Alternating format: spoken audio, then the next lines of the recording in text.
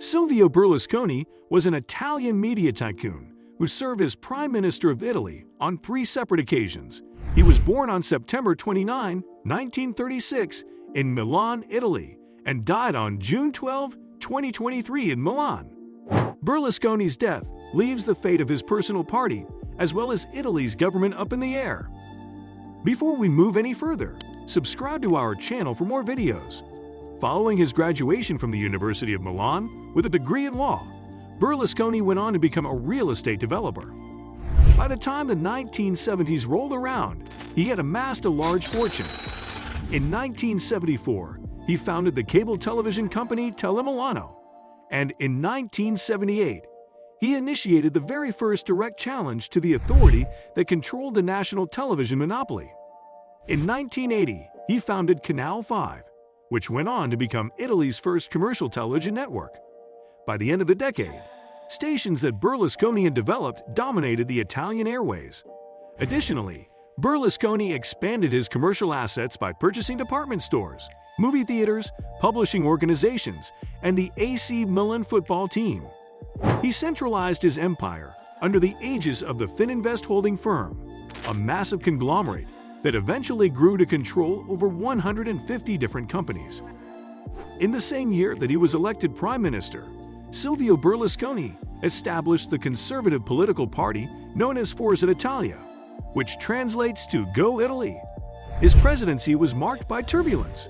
Shortly after he assumed office in May 1994, officials initiated a corruption probe against his commercial empire, and disagreements within the ruling coalition ended in the defection of the Lega Nord Northern League party in December.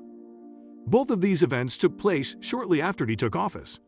On December 22, 1994, in the face of a vote of no confidence, Berlusconi announced his resignation as Prime Minister.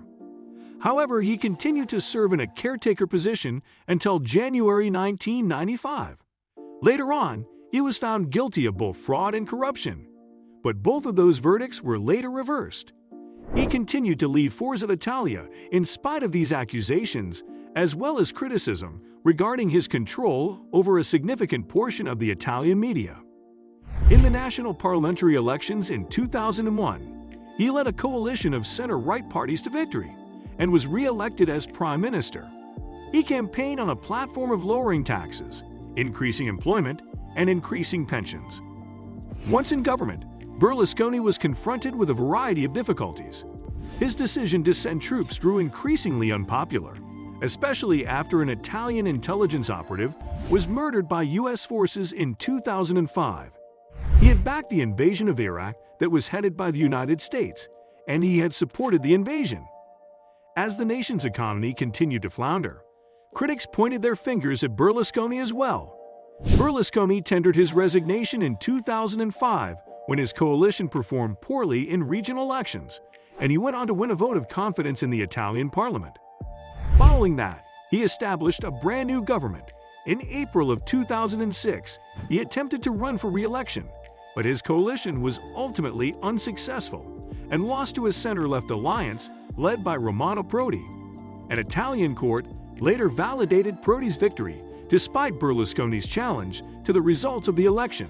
In May, Berlusconi handed up his resignation. However, less than 2 years later, Prodi resigned as leader of the European Union after losing a vote of confidence. Berlusconi, who was leading a new party at the time of the elections in April 2008 known as the People of Freedom, was victorious in those elections and gained a third term as Prime Minister of Italy. In May, he and his cabinet of the center-right were sworn into office. In 2009, Berlusconi found himself at the center of several sexual controversies, including charges that he had a sexual relationship with a juvenile model. Veronica Lorio, Berlusconi's second wife, filed for divorce in the midst of the uproar, despite the fact that the Prime Minister had rejected any wrong behavior and accused his political opponents for disseminating harmful rumors. Berlusconi's first wife had denied any improper behavior and blamed his political foes for spreading malicious rumors. In the latter part of that year, Italy's constitutional court overturned a law that had been passed in 2008 that provided the Prime Minister with immunity from prosecution while they are in office. The decision means that Berlusconi might be tried on the pending allegations of corruption and tax fraud before the conclusion of his term as Prime Minister. As a result of the ongoing conflict between Berlusconi and Gianfranco Fini, who was serving as president of Italy's Chamber of Deputies at the time, Fini and his followers left the PDL in July of 2010. Berlusconi government was successful in winning votes of confidence in the Italian parliament in the months of August, September, and December, with the exception of the most recent vote, which was won by a margin of only 3 votes in the lower house. In February of 2011, a judge gave him an order to stand trial on charges of allegedly engaging in sexual activity with a prostitute who was 17 years old and misusing his power in the ensuing cover-up.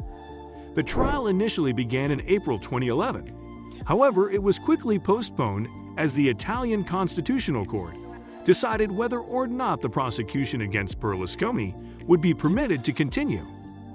While Italy's economy struggled as a result of the debt crisis in the Eurozone, Berlusconi's behavior, particularly his public conflict with Italy's finance minister Giulio Tremonti, began to directly harm the country's standing in the international community. Standard & Poor's lowered Italy's sovereign credit rating in September 2011, citing a lack of political will to restructure the economy as the primary reason for the move. Additionally, the agency lowered Italy's economic outlook from positive to negative. When German Chancellor Angela Merkel and French President Nicolas Sarkozy publicly expressed concern about Berlusconi's ability to make substantial economic reforms in October 2011, Berlusconi had a brief rise in domestic popularity. Even opposition politicians rallied to his support during this time, which contributed to Berlusconi's overall popularity in Italy. On November 8, 2011, Berlusconi essentially lost his majority in parliament on a budget vote that was generally seen as an unofficial vote of confidence. The vote was held due to the fact that the previous government's budget had been rejected. The leader of the Northern League, which is Berlusconi's primary coalition partner, pushed the troubled prime minister to resign. Umberto Bossi is the head of the Northern League. On the same day, after meeting with Italian President Giorgio Napolitano, Berlusconi declared that he would resign as soon as Parliament accepted his proposed improvements to the country's budget. Berlusconi's resignation was effective as soon as the measures were adopted. On November 12, the final approval was granted, and hours later, Berlusconi tendered his resignation. During the course of his political career, Berlusconi was embroiled in a number of controversies and participated in over 20 court cases. One of these cases resulted in Berlusconi being sentenced to 4 years in prison and a 5-year ban from public office by the Court of Appeals for tax evasion in the amount of 7 million euros and 280 million euros slush fund on May 8, 2013, which was later confirmed by the Court of Cassation on August 1, 2013. His sentence was cut short by 1 year as a result of a general pardon, and because of his advanced age, he had the option of performing his sentence as either community service or house arrest at his own private property. On June 24, 2013, a court determined that Berlusconi was guilty of paying an underage prostitute for sex and of misusing his influence in an effort to cover up the subsequent misconduct. He was given a sentence of 7 years in prison and was permanently disqualified from holding public office. On Friday, July 18, 2014, the Italy Appeals Court found him not guilty of the sex allegations, and he was acquitted. Economic rivalries and rival interests. The journalists Marco Travaglio and Enzo Biaggi claim that Silvio Berlusconi entered politics in order to keep his enterprises from going bankrupt and to save himself from being convicted of crimes.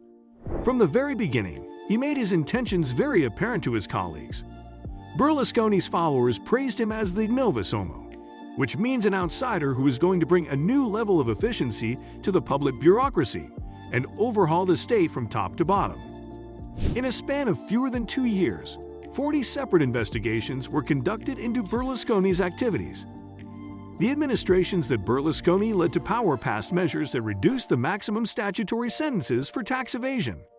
Romano Prodi, who won the election against Silvio Berlusconi in 2006, asserted that these laws were ad personam, meaning that they were designed to address Berlusconi's concerns and protect his interests.